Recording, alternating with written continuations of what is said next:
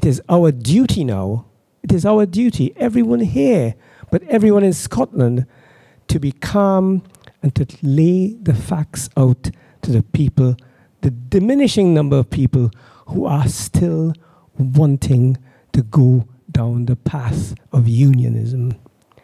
Now, I do not know what else you have to say about this matter, but I think the best thing that we can do is to stay calm and lay out the facts. And I think what you're saying is the way to do it. And I would urge everybody not to lose their temper. Just keep upright and tell it like it is. Thank you. I think that's absolutely critical. I think, you know, if you were a debater in any debate, if you've lost your temper, you've lost the argument. But it is recognizing there will be people who we don't ever change, because to them, no matter how bad it is at the moment, unionism of itself is something that they value above other things. And you just have to respect that and say, thank you very much for your time, and you move on. But there's a lot of people where that's not their view. They were frightened, they were unsure, they never got around to it, they didn't look into it very much, but equally they're not terribly happy with what's going on at the moment. And a lot of it, everybody will have people who were no voters or who are don't know voters in their circle of friends, is reach out and have conversations, and don't be afraid to do that, but also getting active in your groups. You know, people go, oh, we're ready. Never mind ready. I've been on the road for the last year and a half. You need to already be out there changing minds. You know, when I gave this talk in Ardrossan, I said, if we can change the polls, that gives us the pressure to apply to get the Section 30. Well, there's going to be more than a poll this autumn, because Theresa May was able to use the now is not the time. You lost 21 MPs. There isn't the interest in Scotland in having another referendum. If we go back into Westminster, back up to full strength again, that very clearly sends the signal out. Absolutely there is. And this campaign will not be about getting a mandate for independence. We've already got a mandate for a referendum. It'll be, whose right is it to decide? It's our right to decide. It's Scotland's right to choose its own future. Hi, I'm asking this as a strong supporter of independence, but perhaps coming at it from a different angle. My understanding is from reading papers today that the two hospitals in Scotland that are causing such embarrassment to the government at the moment because of their design and construction were built by an Australian-owned consortium. Now that's under an SNP government in Scotland, so can you tell me, please, can you answer the question about how in an independent Scotland we can free ourselves from global capital? Well, unfortunately I'm in the wrong parliament, so I don't have detailed answers about who the consortium is. My understanding is that the contract put out to tender was from NHS Lothian, and the error around the quality of ventilation required, etc., was actually in one of their early documents back in 2012, and that's been part of the problem that has been laid down. Now, the thing is, Scotland is not allowed to go into debt. When the Westminster government want to build HS2 or Crossrail or anything, they just keep adding it into the national debt. Scotland isn't allowed to do that, which is why, while we don't have as crazy a profit system as PFI, what we have through Scotland's Future Trust or other contracts, we are still having a similar structure. Whereas if we could borrow in the same way as any independent government can, there's nobody can borrow as cheaply as a government. And therefore, you could build whatever hospitals much cheaper than we're able to build them at the moment, because we're constrained by not being allowed to go out and borrow the money at a very low percentage, build the thing, and that's it done. So although it's not like the previous version of PFI, it is simply a more controlled version of that. And that's the reason. We do not have the right to go out and borrow money. Now, exactly where the mistake happened with the consortium, the construction consortium from NHS Lothian, I'm afraid I'm just not involved in that in sufficient detail. But that's what I've read, that the mistakes happened in 2012 when the initial contract was put out to tender. There was not sufficient detail of the need for obviously an incredibly high quality ventilation in a critical care. Usually things like laminar flow, kind of very highly filtered air that you would use in an intensive care unit. David Napier. 2 reasons to be proud. My nationality this week was the judgment of the 3 judges in Edinburgh, and to listen to 2 mothers, one from England and one from Wales, saying how good they felt that the Scottish Government had issued medication for cystic fibrosis, and how sad they felt, but yet proud that we had done it here. And brought a lump to the throat just to listen to these people who have been fighting for this for years after year after year, and here we are taking the lead in Scotland. Mm-hmm. I mean, obviously with drugs sometimes it's in one direction, you know, we're ahead, sometimes one of the other nations is ahead. And one of the issues around Orkambi is simply the fact that the pharmaceutical firm have made the price so absolutely unattainable. Obviously, the Scottish Government have sat down and negotiated a price that they feel is a price that they could stretch to. Because obviously the difference for individuals with cystic fibrosis appears to be fantastic.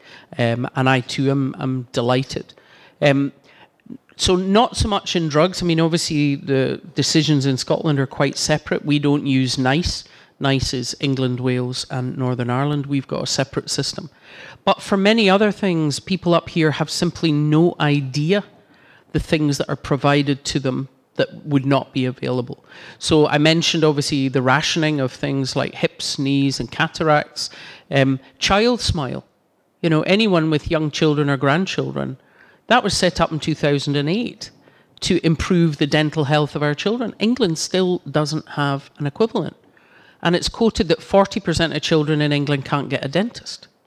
And the commonest reason for admitting a child to hospital in England is for a general anaesthetic to remove all their rotten teeth.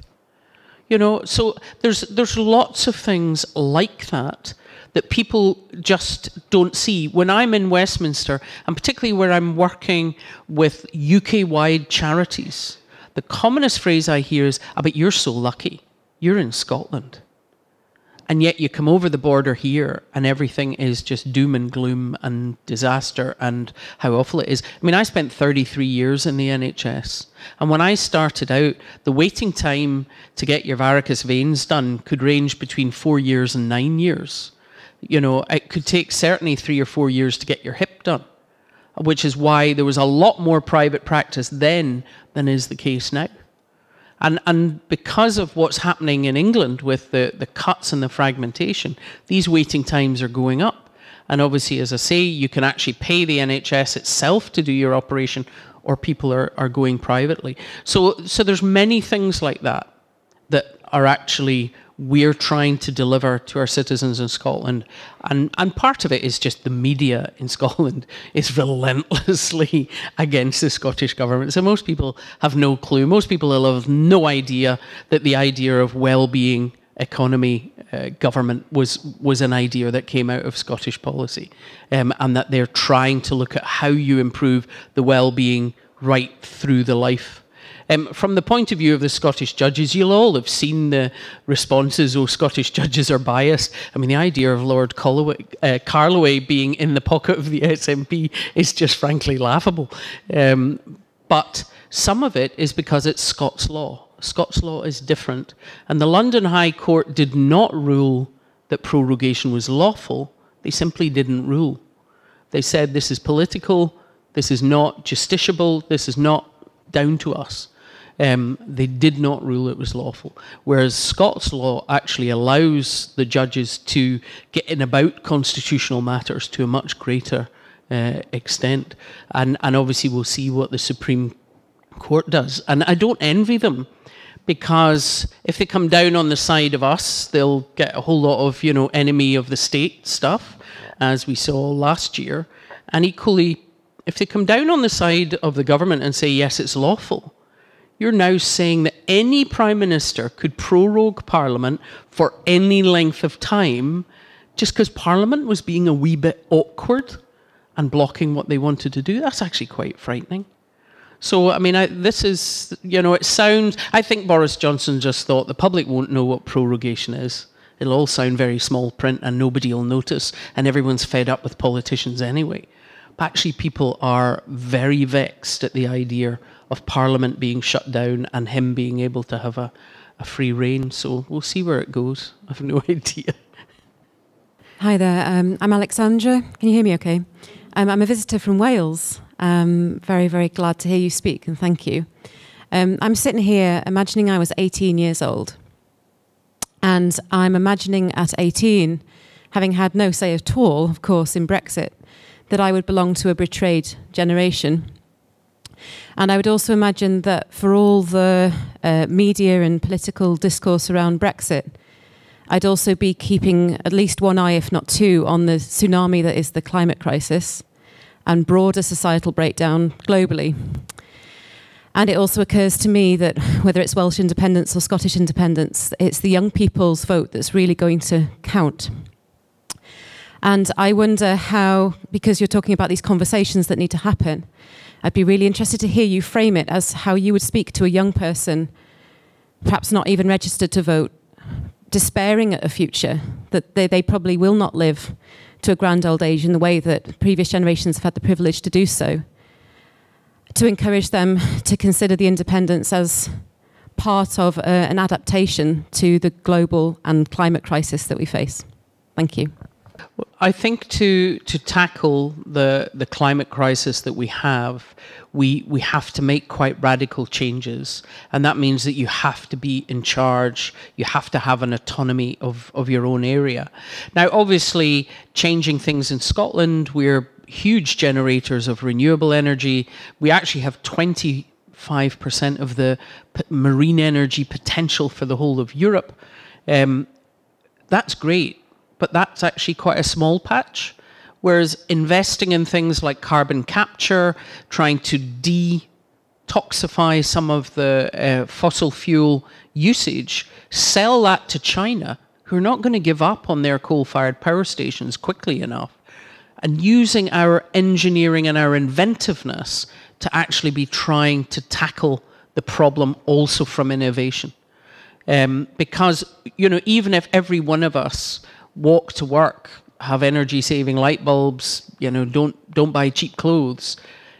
On a global scale, we need to be tackling some of these developing countries whose markets are growing, and they're actually going through the same kind of dirty industrial revolution that we went through 300 years ago.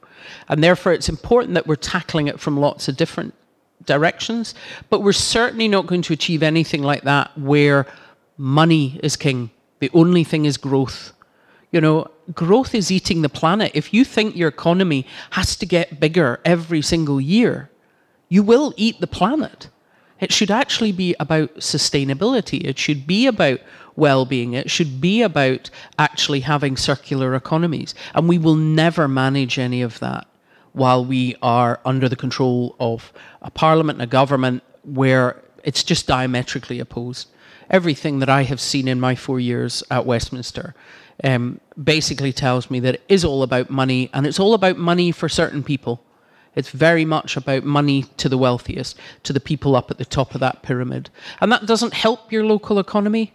How many yachts can you buy? You know? It's actually about making sure that people have enough. I think our generation, we've even lost that sense of enough. You know, if I had spoken to my grandparents or my aunts and uncles, how are you doing? Oh, I'm doing all right. You know, the girl's getting married, boy's got a good job, got a nice wee garden here, and we got a week at the seaside. Wasn't that marvellous? We've got people with an iPhone 10 and now they need an iPhone something else. They'll queue round the street in the middle of the night to get another gadget, to get another bit of clothes. And people often forget our throwaway society is part of what generates the CO2. We have people who salve their consciences by using biofuels. not realizing chunks of the Amazon get chopped down to plant for palm oil to create ethanol for biofuels in America. And when that started, it drove the food prices up across the world. I used to be a ski-AF ambassador, and visiting countries where literally people can't buy rice because the food prices are going through the roof so that people can drive a 4x4. That's the discussion that we have to be having. And if you were moving more to things like active travel, people are healthier, both physically and mentally and environmentally. So we really need quite a radical change in how we do things. I don't see that happening without independence for Scotland or Wales. But I think we also then have to use our ingenuity and our example to try and kind of pull other countries along with us. And some of that will be, if you're talking about some of the countries that were poorer, like China or India, who are now getting wealthier through using dirty fossil fuels, and you go, oh, you need to get rid of that.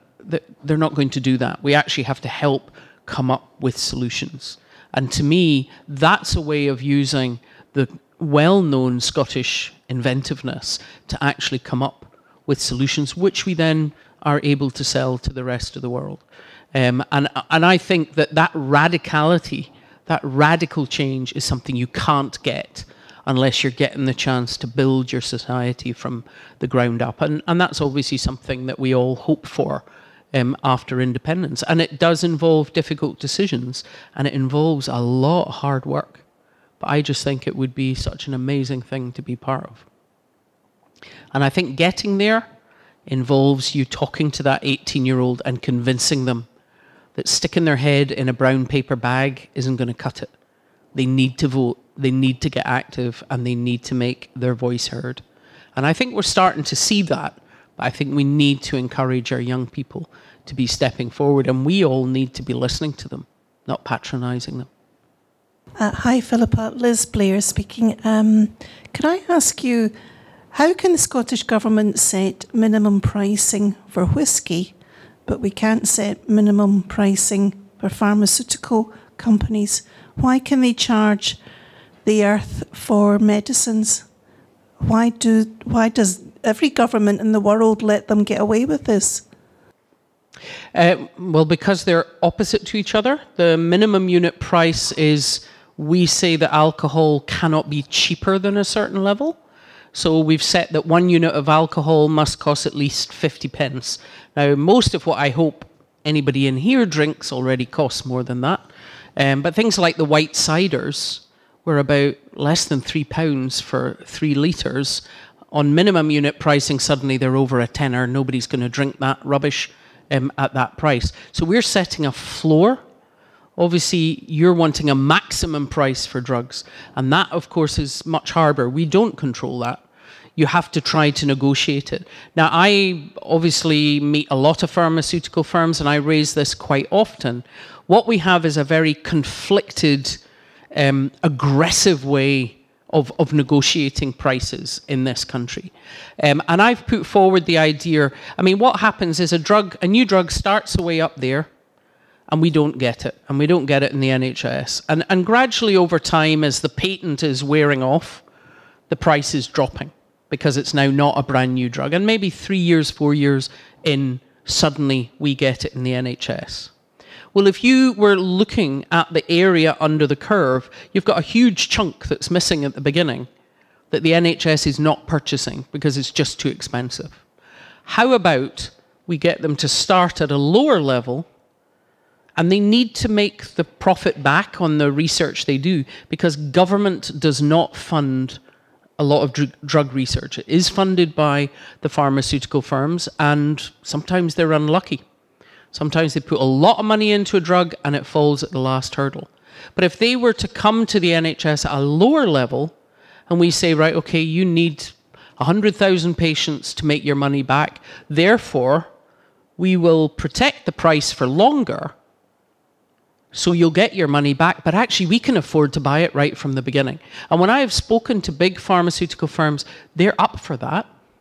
In Scotland, there is well, right across the UK, there is a rebate. If the NHS buys more than a certain amount of a new drug, they actually start to get a rebate back. In Scotland, that goes into our New Drugs and Rare Diseases Fund. In England, it doesn't. It just goes into the base cost of the NHS, which in essence means the Treasury save it. So we already have that difference, and that is allowing us to, like with Orkambi, or for individuals, when a new drug comes out, try and gain access for them. But I think we need a different conversation. And as I say, when I've met some of the real world-leading pharmaceutical firms, they've been open to that idea. But the problem is, when we're not an independent country that they're going to come to, and we have that negotiation, it's still, drug pricing is controlled at Westminster. I was part of the medical cost bill in 2017, March 2017. The government at Westminster now have powers to control certain drug prices. We are now 2.5 years on. They have not yet used them at all. So they do have some power to try to control some of the absolute flagrant hike up in prices, but they don't do it. But to me, I think Scotland on its own as an independent country, we would be able to have a different conversation. And my perception is that actually many pharmaceutical firms would be interested in that. We have a very basically consistent NHS. We have our data within the NHS, and not, you know, selling Mrs. Jones data to a pharmaceutical firm, but actually saying patient 103 got this side effect. Patient 104 did really well on your drug. That's the kind of thing that many European countries couldn't tell a pharmaceutical firm. We train the people who work for them in our universities, which we fund. You know, to me, all of that should be coming on the table when you're having the negotiation of a price. Because we as taxpayers and through our public services, we actually help to the point where they have that drug. They should not then be able to fleece us in return. But at the moment, we simply don't control it. Hi, my name is Mitch Macpherson, and with a name like that, I am Scottish. However, I have just come to live on the island very recently, and therefore I was not part of the arguments at the referendum a few years ago. My question to you is, I can understand your reasons for wanting to leave Westminster. What I can't understand is why you then want to attach yourself to a large amorphous mass known as the EU, which have even more control over us, and we have less control than we have by attaching ourselves to Westminster. Right, well, I would totally disagree with you there. Sitting at Westminster, even with 59 MPs, we are less than 10% of the MPs, and anyone who has followed on Parliament Live will have seen over the last 3 years the utter contempt shown for Scotland, for how we voted in the referendum, for our needs, for our immigration needs. Westminster is not remotely interested. And to me, the EU is a completely different body. It's 28 countries muddling along, working together, tackling some of the big challenges of the 21st century. You know, you look at Finland being the president, you look at Malta being the president, everyone is at the top table. And it's important to realize we've never even had a voice in Europe. If you look at things like fishing, if you look at things like farming, Richard Lochhead always had to go through Westminster. He had to sit behind George Eustace going, can you ask this for our sheep farmers? Can you tackle that about our fishing nets? To be told that's not our priority. So, you know, I'm sorry, they're two utterly different unions. The EU, yes, it is very legalistic, but it's legalistic to try to create a level playing field. What, as I said, the Scottish Government asked that UK frameworks would be agreed, and Westminster said no, they have the right to impose. So the UK Government negotiate for England. The 4 countries are negotiating, such as the Agriculture Bill, the decision to no longer pay direct subsidies to farmers. Well, that's fine for England. They've got 17% less favoured land. Scotland's 85%. Wales is 81%. Northern Ireland's 72%. So the three devolved nations are a complete reverse of farming in England. But at any point, the UK government's able to just stand up and go, tough, this is how it's going to be. You know, the phrase, when we fought to get the Scottish Parliament protected in the 2016 Scotland Act, they put in that little phrase, not normally. So when Scotland did not give legal consent to the Withdrawal Act, they went, tough, we're doing it anyway. So I'm sorry, we absolutely are disenfranchised at Westminster, who make about 80% of our laws. Europe only makes about 11%. Europe doesn't force us to go to war with Iraq. Europe doesn't park Trident up the road. Europe doesn't force us to drive people into poverty with welfare cuts. Europe hasn't forced us to privatise our NHS. If you make a big decision, like having a healthcare market as England has, then they say, well, the small print is it has to be a level playing field, has to be an open market, anyone can bid in it. But they don't force you to make that decision in the first place. And everyone's voice is there. So to me, these are two utterly different unions. We are ruled from Westminster. We have very little ability to stop that or to change it. Whereas actually in Europe, we are at the top table, influencing, being part of it, eventually having our opportunity to be the president. So they are two totally different things. And as I say, Europe's about a level playing field. That is not what Westminster's about. The decisions in Westminster are basically for the City of London, London and the southeast of England. They don't suit Wales or Scotland. You see how Northern Ireland is being treated and endangered, and they don't suit the north of England either. That's not how they make decisions. So to me, they are two utterly different unions. One is a cooperation, might look a bit lumpy. It is very much compromising and muddling along to try and come up with a consensus. Whereas from Westminster, they just make a decision and it happens to us. So to me, they are two totally different things.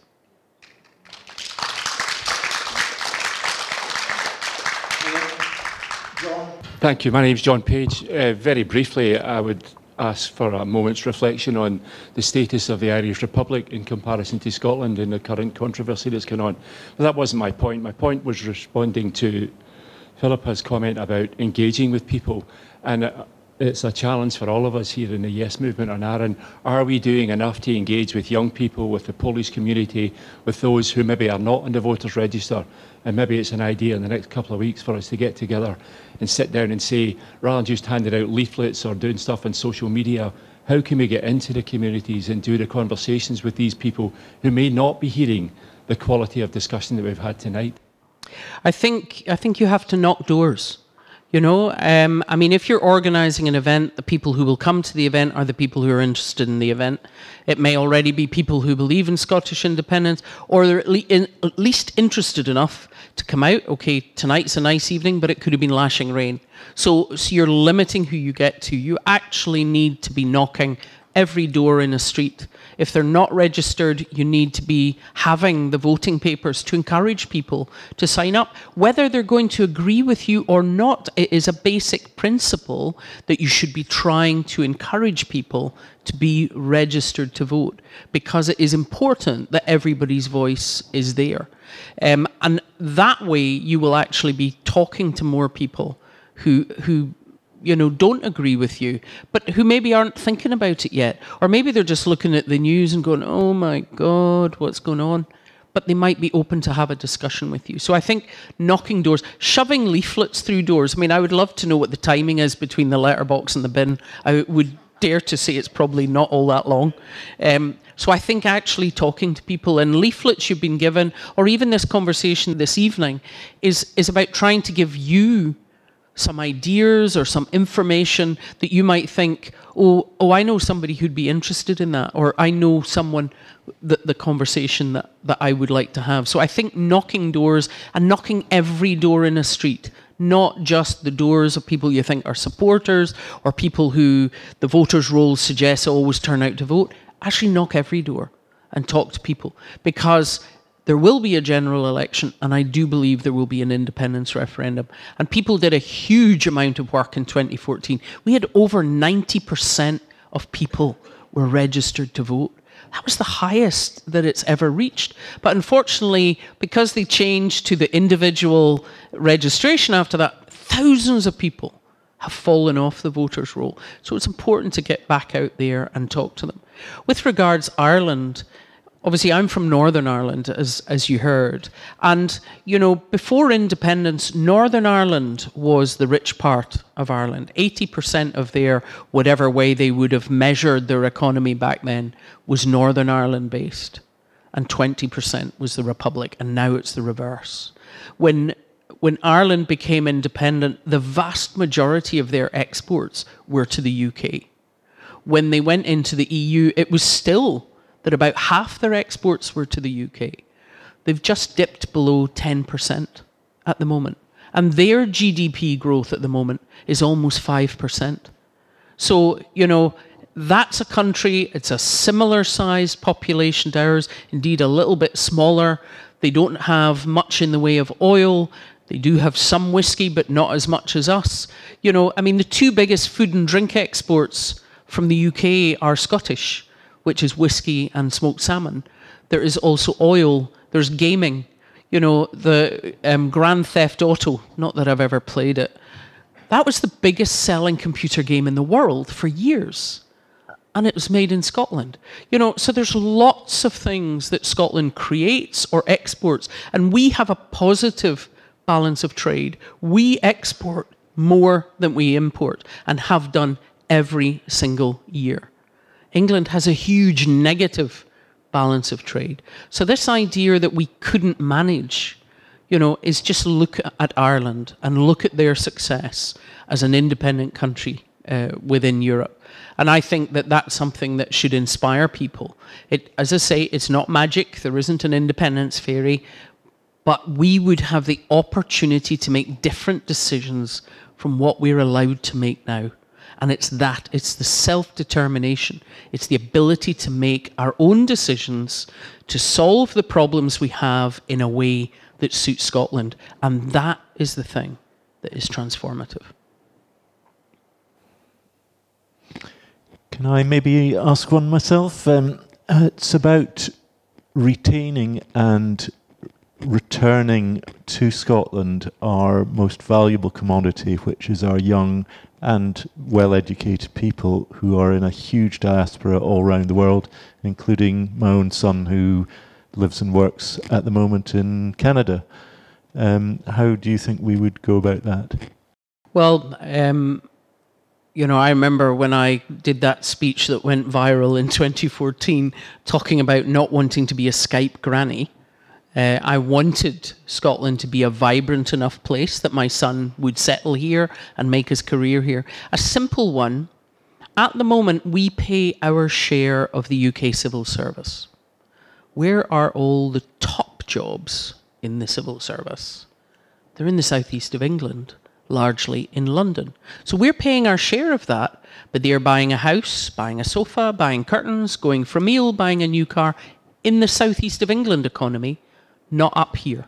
So it's not that you would save a penny by having your own independent nation civil service, but suddenly you have imported a huge number of graduate quality jobs from the southeast back up to Scotland.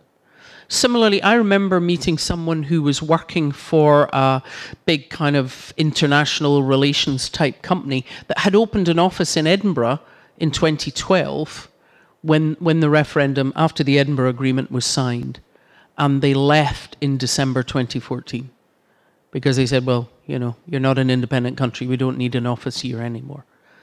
Even small countries have diplomatic services, have civil services.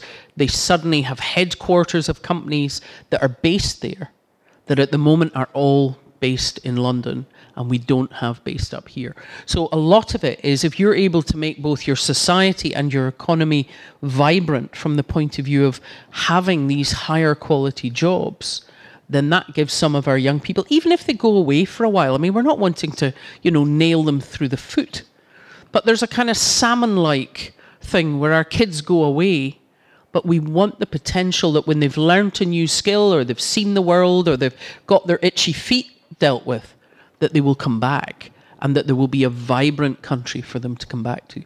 So to me, avoiding that, losing our young people, independence is a critical part of that, so that we are an integral and complete country that has all the services, all the decision making of that country. And a lot of that is, again, getting our young people involved in designing the country we want to be, in solving the problems that we have, whether it's climate change or poverty or housing or transport or anything else. So to me, I think it is critical. Otherwise, we're just going to go on hemorrhaging. We will depopulate into the central belt. All of our growth in the future of population in the next 10 to 15 years is meant to be down to migration. So if that tap is turned off because Westminster are obsessed with not letting foreigners in, then we will not have that population growth, and we will continue to just be an ageing population, which is what we are now. We are aging quicker than England because us oldies are staying here, our young people are hemorrhaging to elsewhere.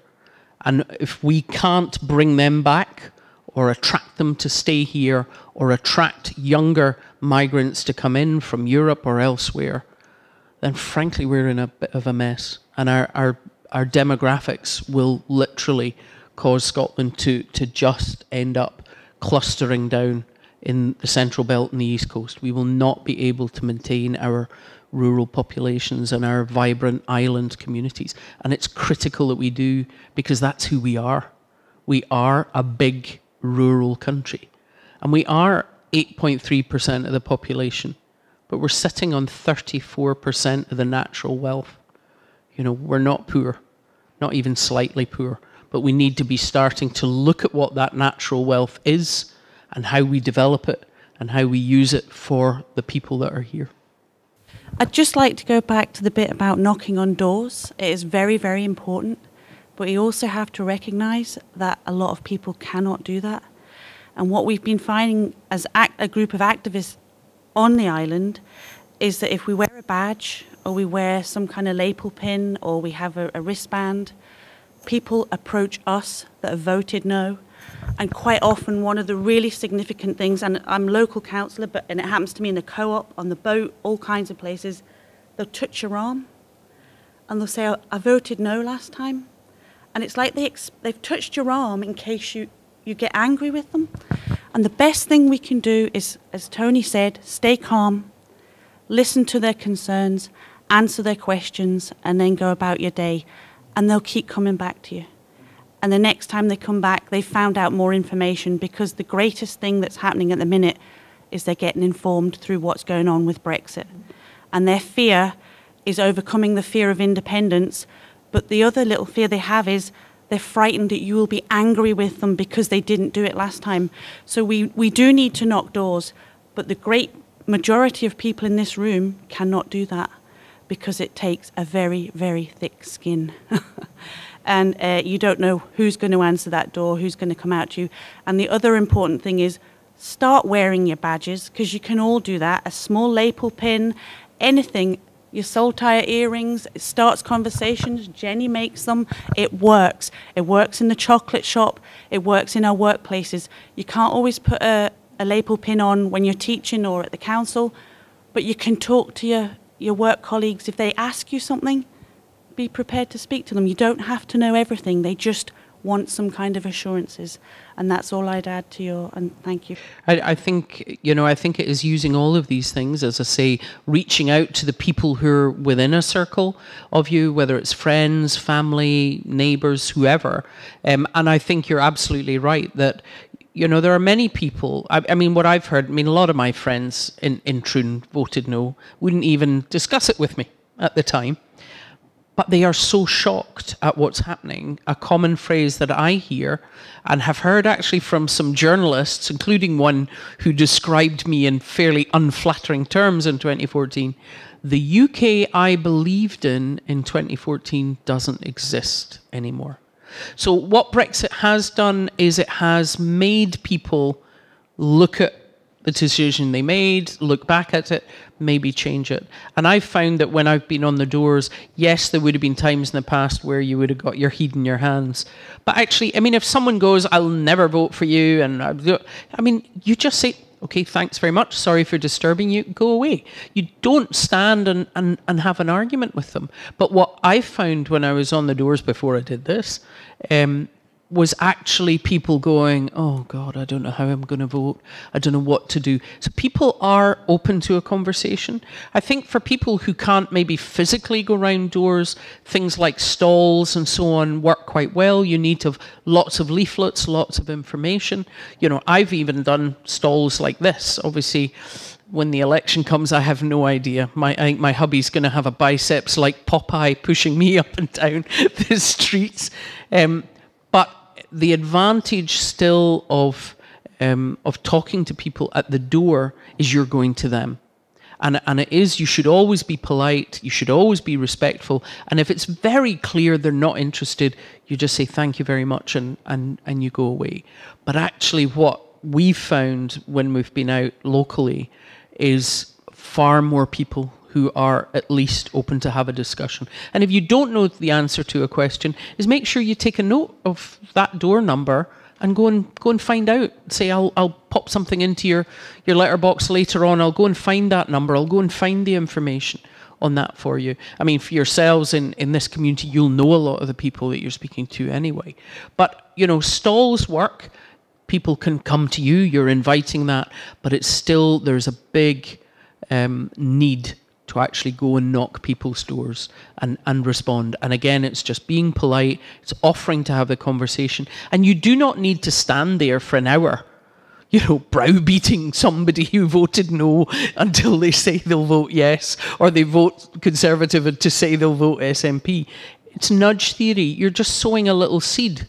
And maybe they go, no, I'm still not convinced. But maybe something you've said makes them go and think about something or find out about something. And maybe it's someone else who then comes along and speaks to them again, and they're a bit more open to that. So it's, you don't need to browbeat people. You shouldn't be rude to people.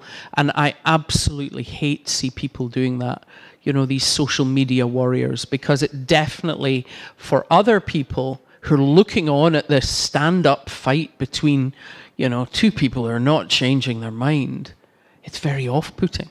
And so actually many of them are not converting folk, they're actually putting them off. So I think it is calmness, it is respect, it is inviting people to come and ask you questions, and if you don't know the answer, saying, I'll try and find that out for you. And I think that's critical, whether it's on the doors, on social media, or on stalls. And you need to get on with it. Just briefly to go back to this idea of we have to be in a union, and it comes up a lot that people say, why do you want to leave one union and jump straight into another? So I'd be interested to hear from you two things: what you think of Scotland going out there completely on its own, which is something that comes up in conversations I have, and the other thing is, would it be true for me to say, which I think is the case, that the Scots would have another opportunity to say if they do want to rejoin the European Union? Because it's obviously an issue for some people. Sure. Well, obviously, you know, obviously what I've talked about for the first half of this evening is the benefits that we get from being in the EU from a health point of view. Obviously, there's also the economic, the trade. You know, our fishermen were sold an absolute lemon in being sold that, oh, Brexit's a sea of opportunity for fishing. 80% of fishing boats in Scotland share 1% of quota. 77% of fishing boats in England share 3% of quota. Has nothing to do with Europe. But they've all been told, you know, that's the common fisheries policy, that's why you can't fish. So there was an awful lot of that made different groups. Farmers, the bureaucracy of the common agricultural policy, wouldn't it be great to be out of it? And now they find out they're not going to get anything. And now they're going, well, actually, I'll take the bureaucracy, please. Because otherwise, you know, if our hill farmers, our sheep farmers are struggling to exist, and now their lamb is going to have a tariff of 46% to be sold in Paris, which is where more than half of it goes, they're out of business. So, you know, how do you keep your rural population if you start losing your hill farmers, if you start losing your coastal fisheries? So the health things, the economic things, the support, and that's what Europe has actually been quite good at, is investing in kind of peripheral and very rural areas across Europe. And, you know, all of our local authorities get a lot of money from Europe in the social funds and the regional development funds, both for improving youth employment, dealing with various social problems, and kind of doing regional development. So we've had huge benefits here from Europe. So to me, to come out to just sit on our own as a different version of no-deal Brexit, I don't see any benefit in that at all. There's actually only about 3 countries in the whole world that are not part of a trading bloc. You know, I think Mauritania is one, and I can't remember what the others are, but let's face it, they're not big players. So I don't agree with that at all. And obviously that's what I've been talking to you about, the benefits we get from being in the EU. Now people say, well, let's just do Norway. Now Norway pays virtually as much as the UK to be in Europe. They don't get to make the rules. They're not at the top table, although they are consulted. And their farming and fishing are outside. So there are tariffs. The reason Scottish smoked salmon is the one that wipes the board is Norwegian salmon has a 13% tariff on it, and ours is 0% tariff on it. So our aquaculture, our salmon farms, benefit from actually being not just in the single market, but in the customs union inside the EU. So for all of its lumpiness, to me, there are still benefits from being in the EU. Now, obviously, I'm a bit biased because my husband's German. He's been able to come here with his medical degree, have that recognised. We've been able to work here. He's been able to live here. He doesn't have settled status yet. But up until now, the fact he was German was irrelevant. My son was able to study at university in Berlin. You know, that's one of the benefits that's being taken away from our young people. So to me, as I said earlier to the gentleman at the back, they are 2 very different unions, and I do not think that there's a benefit in just sitting by yourself. You know, we want to be independent, not isolationist, and what you see is the way that the European Union have backed Ireland to the absolute hilt. And that obviously is actually shows you how important a very small country within Europe is considered because they are a member of the club. And I think that that is an advantage. So to me, I don't see an advantage in just sitting there gazing at our own navel saying we're not dealing with anybody. The issue of whether we would get back into Europe, absolutely. Now, people go, well, when is the referendum and why are we waiting and all the rest of it? Obviously, the reason the First Minister is wanting that we do well in this election, that we then demand a Section 30, that we try and do it all by the book, is that that helps with recognition from other countries. And Europe would certainly like us to do it absolutely by the book if possible. The former German ambassador said to me, you know, we're waiting to bring you in. And I hear that from many diplomats that I meet from Europe. They want Scotland to come back in. The people in Europe, I mean, there have been marches in Amsterdam, Dusseldorf and Berlin of ordinary people saying, bring Scotland in. You know, there's a huge recognition of the fact we voted 62% to be in Europe. Scotland has been tied to Europe since the 13th century when they traded in the Hanseatic League, when they had the Old Alliance with France. England was big enough. They didn't need to have the same connections to Europe. And frankly, the main connections were either being at war with France or Spain or Prussia or all 3. So there's always been a connection of Scotland to Europe. Our Scots is basically a German language that comes from that Hanseatic trading. So I think we have just a different mindset to Europe. I certainly consider myself a European. I consider Scotland a small, modern European country.